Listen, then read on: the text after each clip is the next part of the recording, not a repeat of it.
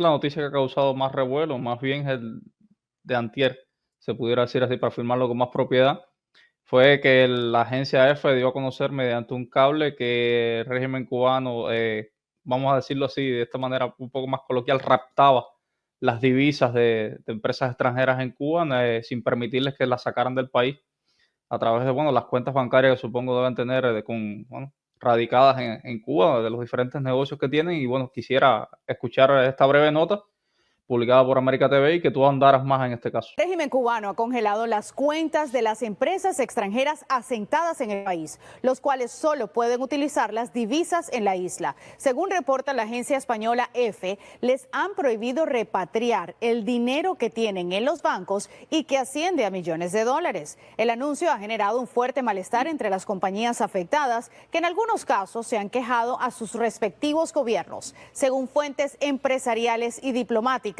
a cambio, Cuba le está ofreciendo a los afectados la posibilidad de abrir un nuevo tipo de cuentas, pero con capital nuevo, sin poder transferir los fondos de los que ya disponen.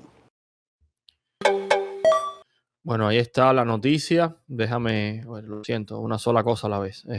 Ahora vamos a quitar esto. Listo. Ahí está.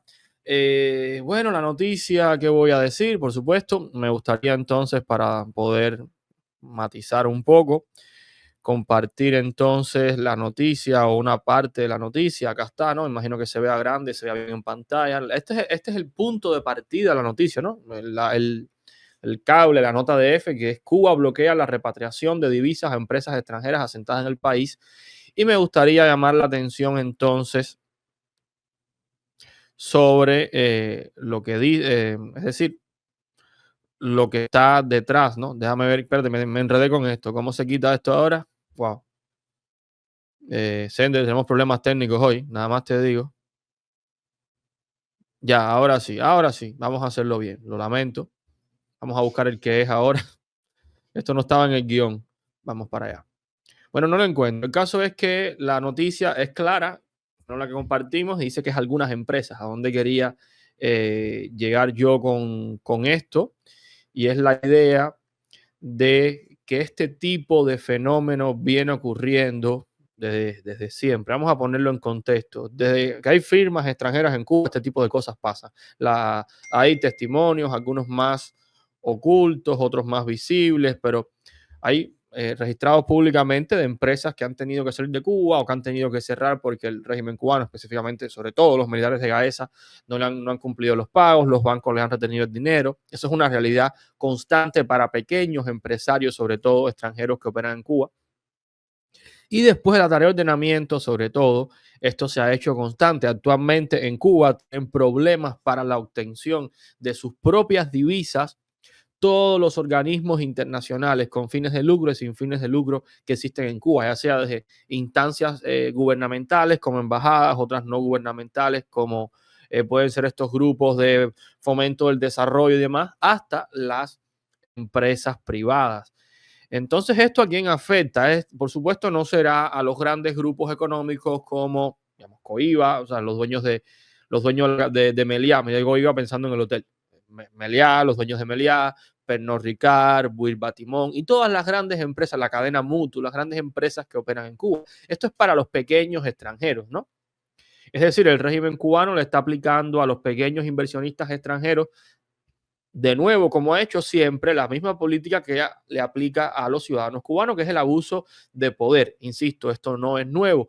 ¿Qué sería o al menos no tiene sentido dar esta noticia sin contar que esta ha sido una práctica habitual durante años? ¿Qué es lo novedoso en este caso? Que un grupo de empresarios extranjeros, de esos pequeños empresarios, hayan decidido romper el silencio y contarlo a una agencia como EFE. Esta es al menos para mí, la cuestión de fondo. Insisto, que una embajada no pueda sacar sus fondos es algo normal. Que un organismo internacional no pueda operar libremente sus fondos en Cuba es normal. Lo que no es normal es que actores económicos extranjeros que hacen silencio ante la realidad de Cuba y ante todo lo que viven, digan esto. Aquí para mí hay una pequeña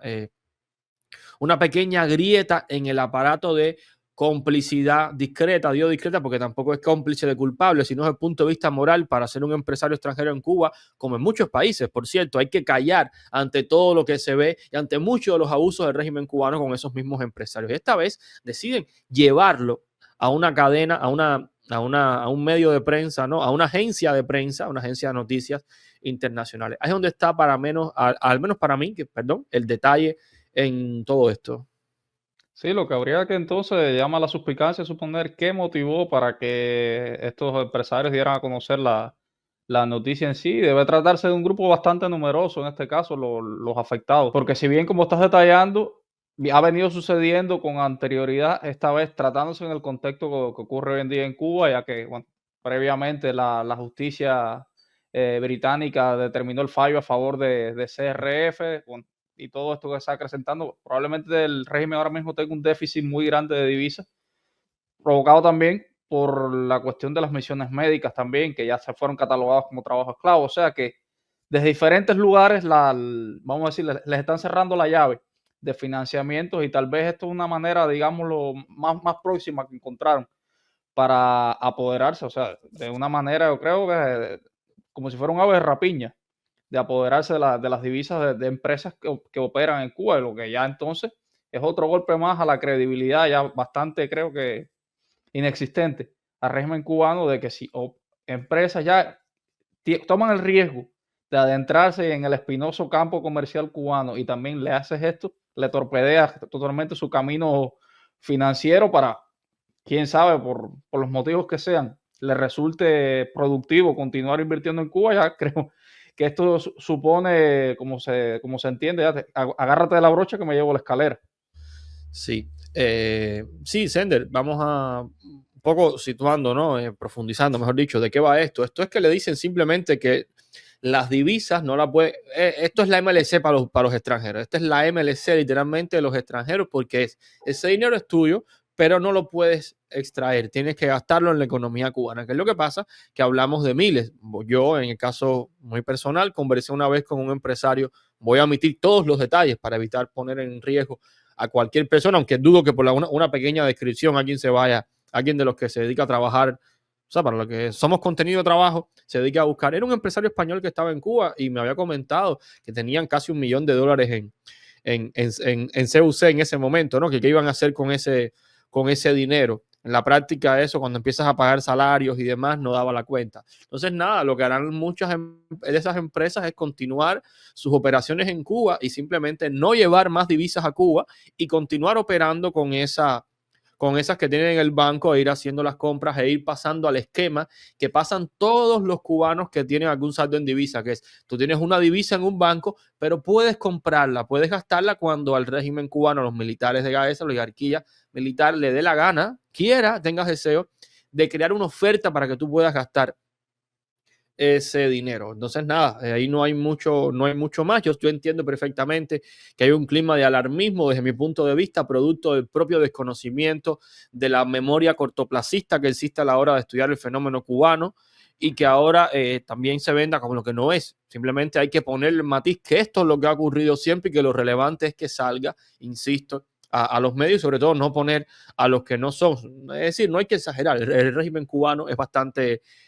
Hay que mirar Cuba como está, con apagones y hambre. O sea, no hay que exagerar la realidad. La maldad aquí no hay que exagerarla. La maldad del régimen cubano se exagera solo. Cuando digo maldad no lo digo en términos morales, es que alguna palabra hay que tener para referirse a una política tan destructiva e irresponsable como la que se aplica en Cuba en materia económica, en materia de derechos y demás.